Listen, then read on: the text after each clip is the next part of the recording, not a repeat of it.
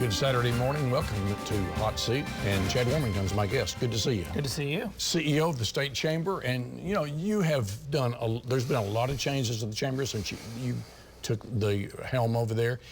And one of the things that we've been talking about on our Sunday program a lot, and then you're taking the lead on, is workforce development. People talk about education, but they go together. They do. Tell me what you're trying to get done this session and our folks at home, and let them know why this is important. Yeah, well, it's really driven by business leaders around the state and our members, and we did a survey of them, and we asked them over the last 3 years, we do a survey every year, what's the most important thing, what's the biggest hindrance to you having your business succeed in Oklahoma?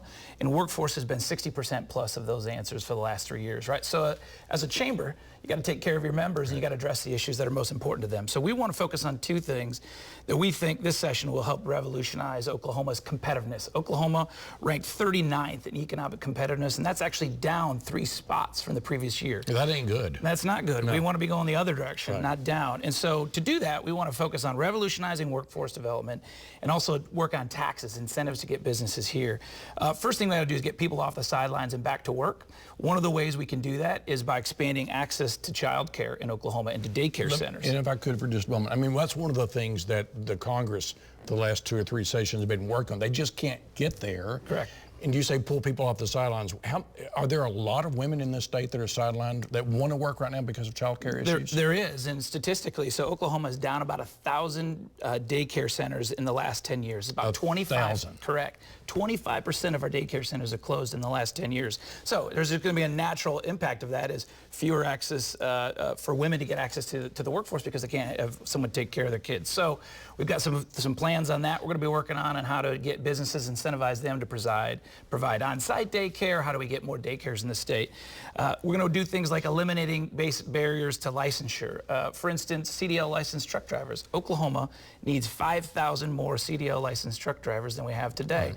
We need to make it easier to get there. We need to eliminate the barriers, and we need to make it easier to get the testing and the certification done. You're not talking about making it easier to get a CDL. You're just talking about moving the barriers, the red tape, right? Once they get through the training, make it easier for them to get through the process, just in terms of the process of getting there. They'll have the knowledge.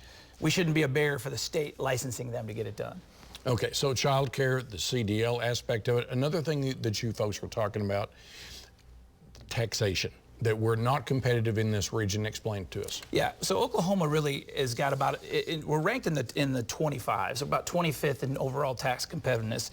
Part of that is studies have shown that you can lower the income tax rate and make yourself more competitive. But to be clear, we don't need to get to 0 to be really competitive. There's things that Oklahoma could do just within the structural nature of our tax code to make us more competitive.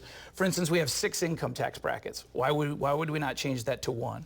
We could raise the standard of deduction to make it easier for people who are on the lower end of the income scale to pay less in taxes with raising the standard deduction.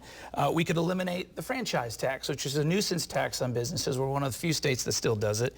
And we could eliminate some other kind of old-fashioned, antiquated things that are in our tax code that make us less competitive. It isn't necessarily about the top rate. We need to bring that down a little bit. But our goal isn't necessarily 0. Our goal is competitiveness overall, regionally and nationally. Okay, got about a minute left. You were one of the first chiefs of staff when Republicans took over the House.